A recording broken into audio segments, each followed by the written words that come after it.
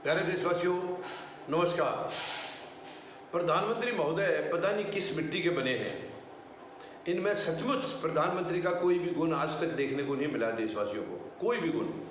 कुर्सी जरूर इन्होंने ऑक्युपाई की है, लेकिन उस कुर्सी का मान रखने में ये आज तक फेल रहे हैं, नाकाम रहे हैं। कुर्सी की गरिमा को आज तक इन्होंने समझा ही नहीं है कि इस पद की एक विशेष गरिमा होती है और जो व्यक्ति उस पर बैठता है उसको उस गरिमा को निभाना होता है। अपनी पर्सनल चीज़ें, जब आदमी वहाँ पहुँच जाता है, पर्सनल जो गुण और उसके पहले से या कोई खामियां रही हैं उनको एक तरफ करके उस कुर्सी की गरिमा को 24 घंटे समझना होता है और उसको निभाना होता है। यही एक प्रधानमंत्री की जिम्मेवारी है। तो ये हमारे वर्तमान प्रधानमंत्री में हमें कहीं भी दूर दूर तक देखने को नहीं मिला है। छोटी राजनीति करने से कभी बात नहीं आते हैं। वो हमेशा छोटी किस्म की राजनीति करेंगे, बिल्कुल तुष्टिकरण की राजनीति करेंगे। हमेशा इनकी कोशिश होती है कि अपोजिशन में जो भी है उसको जितना हो सकता है गिरा दिया जाए, जितना हो सकता है उसको बदनाम किया जाए, बिना मतलब की बातें लेकर के देशवासियों के सामने उसको ऐसे तरीके से पेश करते हैं। मतलब ये तो इस किस्म का माहौल तो जब हम अंग्रेजों के गुलाम थे तब भी ऐसा माहौल नहीं था जो आज देश में माहौल बनाया जा रहा है। आज इतनी मतलब एक शर्म की बात है, हम लोगों को शर्म आती है कि हम ऐसे प्रधानमंत्री के नीचे हम लोग जी रहे हैं। सचमुच ये उनको मुझे नहीं लगता कि कोई जरा सा भी उनको महसूस होगा। अब ये परिवारवाद, एक शब्द परिवारवाद इनको पता नहीं कहाँ से पढ़ा है इन्होंने, उसको लेकर के 24 घंटे, अरे क्या परिवारवाद है, परिवारवाद किसको कहते हैं, क्या मीनिंग है प्रधानमंत्री महोदय, आप क्या समझते हैं उससे? परिवारवाद का जो गीत जो है दिन रात आप गाते रहते हो, उससे मतलब क्या होता है? क्या आपकी पार्टी में परिवारवाद नहीं है? मैं किसी का पक्ष नहीं ले रहा हूँ और मेरा कोई किसी से, जिसको आप कह रहे हैं मुझे मालूम है, सारा देश जानता है, आप कांग्रेस को कह रहे हैं, हमारा कांग्रेस से कोई लेना देना नहीं है।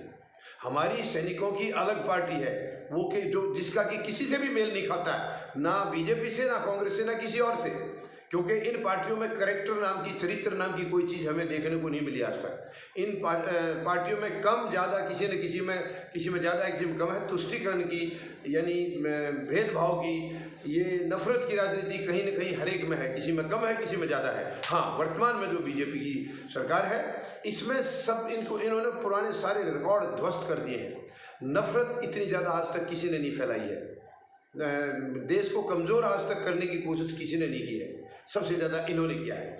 अब प्रधानमंत्री महोदय ने भी कहा है कि मैं मतलब सांसदों को इन्होंने एड्रेस किया है, उनको इकट्ठे करके उनको कहा है कि सॉरी, मेरी वजह से हमारे बीजेपी के नेताओं के बच्चों को टिकट नहीं दिया जा सका, मेरी वजह से। क्या क्रेडिट लेना चाह रहे मुझे नहीं समझ में आ रहा है, व्हाट वजह से, क्या वजह से, और क्यों झूठ बोल रहे हो प्रधानमंत्री महोदय? क्या बीजेपी के नेताओं के, वर्तमान नेताओं के किसी भी बच्चे को टिकट नहीं दिया गया इस वक्त? आप शपथ लेके कह सकते हैं, आप एफिडेविट देंगे या मैं नाम बताऊं? मत ऐसा करिए प्रधानमंत्री महोदय। क्यों देश को बेवकूफ़ समझते हैं? ये देश आपसे कहीं ज़्यादा समझदार है, आपसे ज़्यादा पढ़े लिखे हैं लोग। आपकी तो सर्टिफिकेट का भी पता नहीं जाली है या असली है। मेहरबानी करके ऐसी कोई बात ना कहें जिससे इस पद की गरिमा पर ठेस पहुंचे, और जब इस पद की गरिमा पर ठेस पहुंचाने की आप बात करते हैं तो सामने से आपको जवाब भी मिलेगा। वो जवाब भी कहीं ना कहीं इस गरिमा के खिलाफ जाता है, जो हमें भी अच्छा नहीं लगता है। आफ्टर ऑल गरिमा जो है इस पद की, वो दाव पर लग जाती है।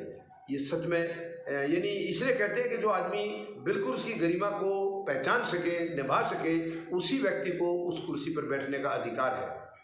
लेकिन दुर्भाग्य है इस देश का कि वर्तमान में ऐसी मानसिकता के प्रधानमंत्री बैठे हैं जो ना कभी अपने आप को, नहीं वो तो खैर प्रधानमंत्री तो उन्होंने आज तक कहा ही नहीं अपने आप को, वो तो चौकीदार बोल करके आए थे कि मैं चौकीदार हूँ, लेकिन वो चौकीदार की भी जिम्मेवारी निभा नहीं सके, उसमें भी फेल हो गए।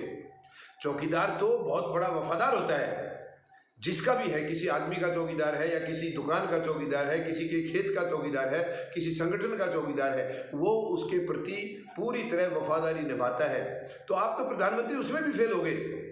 प्रधानमंत्री महोदय, आप बिल्कुल हर जगह फेल हुए हैं। चौकीदार आपने क्या किया है? यहाँ रफाल का सौदा हुआ है, उसमें सबसे बड़ा भ्रष्टाचार, आज तक का सबसे बड़ा भ्रष्टाचार हुआ है, तो आपने क्या चौकीदारा किया? सारा देश को लूटा जा रहा है, बेचा जा रहा है, आप चौकीदार हैं। आप किस चीज़ की चौकीदारी कर रहे हैं? आप देश को बचा ही नहीं पा रहे हैं। तो मैं क्या क्या सवाल जवाब करूं आपसे? ये तो इस तरीके से कई दिन लग जाएंगे, कई हफ्ते लग जाएंगे, महीने लग जाएंगे। आपके पूरे कारनामे 8 साल की अगर गिनती करने लगे तो शायद बहुत लंबा समय बीत जाएगा। मेहरबानी करके आप ऐसी कोई बात मुझे ना निकालें जो इस पद की गरिमा के खिलाफ जाए। यानी आपसे कोई पूछ ही नहीं रहा है कि आपने अपने नेताओं के बच्चों को टिकट दिया है या नहीं दिया। किसने पूछा आपसे?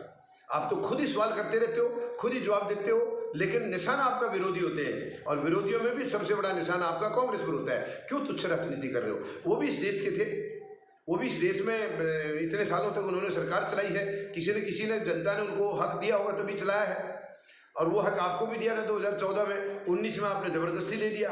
अब आपके विधानसभा चुनाव 5 राज्यों के, उसमें आपने, सारे देश को मालूम है कि आप कौन सी राजनीति खेल रहे हैं, कितना गंदा खेल आप खेल रहे हैं, सब जानते हैं। आपने 5 राज्यों के चुनाव में 4 जो जीते हैं, और 5वां भी आप ही की पसंद से गया है, पंजाब भी। यानी ईवीएम की वजह से पूरी सेटिंग करके आपने ये गेम खेला है, क्योंकि 24 की प्लानिंग आप अभी से पूरी कर रहे हैं।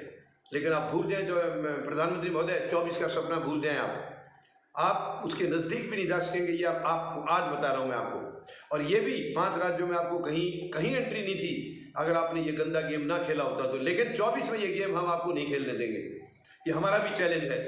हम बीजेपी को ये गेम अब नहीं खेलने देंगे 2024 के लिए। आप भूल जाइए, आप ज़मीनी स्तर पर तैयारी करिए, कुछ गुण है तो दिखा दीजिए जनता को, ताकि कुछ वोट आपको मिल जाए। वरना आप भूल जाइए, आपको जाना होगा, हर हालत में आपको जाना होगा। बहुत दर्द दिया आपने, हर वर्ग को आपने दर्द दिया है, कोई वर्ग अछूता नहीं रहा है जिसको आपने पीड़ा नहीं दी है। सच में ये देश का दुर्भाग्य है कि ऐसी मानसिकता के लोगों की सरकार है आज, ऐसी मानसिकता के आज हमारे प्रधानमंत्री हैं जो देश को मानते ही नहीं अपना, लेकिन अपने आप को सबसे बड़ा देशभक्त बताते हैं। और जो 140 करोड़ लोगों में एक से बढ़कर एक देशभक्त है, उनको आप देशद्रोही मानते हैं। बड़ी विडंबना है प्रधानमंत्री महोदय, मत करिए ऐसा, मत करिए। वक्त किसी को छोड़ता नहीं है, और वक्त आपका भी नज़दीक है। वक्त कभी किसी को नहीं छोड़ता है, हर गलत का परिणाम गलत ही होता है। आज नहीं तो कल वो होता है, डेफिनेट होता है। तो मेहरबानी करके अपने आप को आप भी सुधार कर लीजिए। क्यों इस पद की गरिमा को आप तार तार करने पर लगे हुए हैं? ये बहुत बड़ी दुख की बात है इस देश के लिए, ऐसे सुंदर देश के लिए आज ऐसी मानसिकता के लोगों की सरकार है जो किसी का मतलब हर तरफ बर्बादी देखते हैं, हर तरफ बर्बादी करना चाह रहे हैं। बड़ी शर्म आ रही है, हम लोगों को बड़ी शर्म आ रही है कि आज देश का नेतृत्व ऐसा। और क्या सीना ठोक ठोक करके लोग कहेंगे देश सुरक्षित हाथों में है। कहाँ सुरक्षित हाथ है? कौन से हैं वो सुरक्षित हाथ? ये खुद जो सुरक्षित, जिनके हाथों में देश है, वो खुद कहते हैं मैं सुरक्षित नहीं हूँ, उन्हें खुद खतरा है, वो कई बार बता चुके हैं। तो देश कैसे सुरक्षित हाथों में होगा? देश आज सबसे कमज़ोर हाथों में है, और हमें देश को इन कमज़ोर हाथों से वापस निकालना होगा, वरना देश बचेगा नहीं, देश बर्बाद हो जाएगा। लेकिन हम ऐसा होने नहीं देंगे, हम देश को बर्बाद होने नहीं देंगे, हम देश को आगे और कमज़ोर करने नहीं देंगे, चाहे उसके लिए हमें कुछ भी करना पड़े। लेकिन गलत ताकतों को अब बाहर का रास्ता दिखाना होगा। धन्यवाद। जय जवान, जय किसान, जय हिंद।